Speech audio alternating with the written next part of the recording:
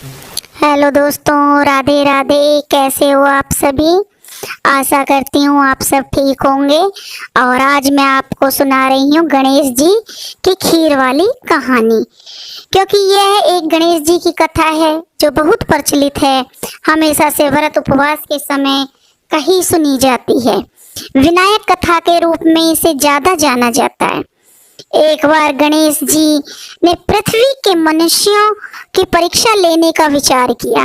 वे अपना रूप बदलकर पृथ्वी पर घूमने लगे। उन्होंने एक बालक का रूप बना लिया।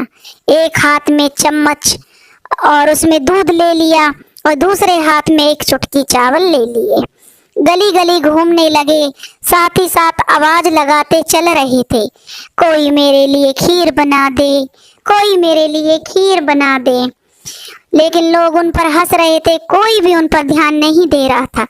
और वे एक गांव से दूसरे गांव इसी तरह चक्कर लगाते हुए आवाज लगा रहे थे कि कोई मेरी खीर बना दे, कोई मेरी खीर बना दे। लेकिन उनकी खीर बनाने के लिए कोई तैयार नहीं हुआ और सुबह से शाम हो गई। एक बुढ़िया शाम के वक्त अपनी झोपड़ी के बाहर बैठी हुई थी। तभी गणेश जी वहां से आवाज लगाते हुए निकले कि कोई मेरी खीर बना दे, कोई मेरी खीर बना दे। बुढ़िया को बच्चे पर दया आ गई कि देखो कितना घूम रहा है, कोई भी उसका मन रखने के लिए उसने कहा कि ला मैं तेरी खीर बना देती हूँ। गणेश जी ने कहा, माई अपने घर में से दूध और चावल लेने के लिए बर्तन ले आओ। बुढ़िया एक कटोरी लेकर जब झोपड़ी से बाहर आई तो गणेश जी ने कहा, अपने घर का सबसे बड़ा बर्तन लेकर आओ। बुढ़िया को थोड़ी झुंझलाहट हुई, पर उसने कहा चलो बच्चे का मन रख लेती हूँ। और अंदर जाकर वह अपने घर का सबसे बड़ा पतीला लेकर बाहर आई। गणेश जी ने चम्मच में से दूध पतीले में डालना शुरू किया। तब बुढ़िया को बड़ा आश्चर्य हुआ कि जब उसने देखा दूध से पूरा पतीला भर गया है। एक के बाद एक वह बर्तन झोपड़ी से लाती गई और उसमें गणेश जी दूध भरते चले गए।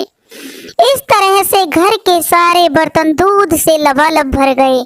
गणेश भगवान ने बुढ़िया से कहा, मैं स्नान करके आता हूँ, तब तक तुम मेरी खीर बना लो, मैं वापस आकर खाऊंगा। बुढ़िया ने पूछा, मैं इतनी सारी खीर का क्या करूंगी? इस पर गणपति जी बोले, सारे गांव को दावत दे दो। बुढ़िया ने बड़े प्यार से मन लगाकर खीर बनाई। खीर की भीनी भीनी मीठी मीठी खुशबू चारों ओर फैल गई। खीर बनाने के बाद वह घर में जाकर खीर खाने का न्योता देने लगी। घर घर जाकर खीर खाने का न्योता देने लगी। लोग उस पर हंस रहे थे कि कल तक तो बुढ़िया के घर में खाने को एक दाना नहीं था और आज यह पूरे गांव को न्योता दे रही है।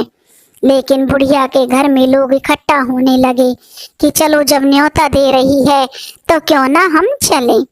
जब बुढ़िया की बहू को दावत की बात मालूम हुई तब वह सबसे पहले वहां पहुंच गई।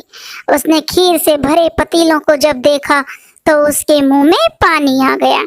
उसे बड़ी जोर से भूख लगी हुई थी। उसने एक कटोरी में खीर निकाली और दरवाजे के पीछे बैठकर खाने की तैयारी करने लगी। इसी बीच एक छींटा गिर गया और गणपति जी का भोग लग गया और वे प्रसन्न हो गए। अब पूरा गांव को खाने की दावत देकर बुढ़िया वापस अपने घर आई तो उसने देखा बालक वापस आ गया था। बुढ़िया ने कहा, बेटा खीर तैयार है, भोग लगा लो। गणेश जी बोले, माँ भोग तो लग चुका है, मेरा पेट तो पूरी तरह से भर गया है, मैं तृप्त हूँ, अब तुम खा लो। अपने परिवार और गांव वालों को खिला कर बुढ़िया ने कहा, यह तो बहुत ज्यादा है, सबका पेट भर गया, इसके बाद भी यह बच गई है, इस खीर का मैं क्या करूंगी? इस पर गणेश जी बोले, उस बची हुई खीर को रात में अपने घर के चारों कोनों में रख दो। और बुढ़िया ने ऐसा ही किया। जब सारा गांव जी भरकर खा चुका तब भी ढेर सारी खीर बच गई। उसने उसके पात्रों को अपने घर के चारों ओर रख दिया जो कि खीर से भरे हुए थे। सुबह उठकर उसने देखा पतीलों में खीर के स्थान पर हीरे जवाहरात और मोती भर गए हैं। वह बहुत खुश हुई, उसकी सारी दरिद्रता दूर हो गई और वह आराम से रहने लगी। उसने गणपति जी का एक भव्य मंदिर बनवाया और साथ में एक बड़ा सा तालाब भी खुदवाया।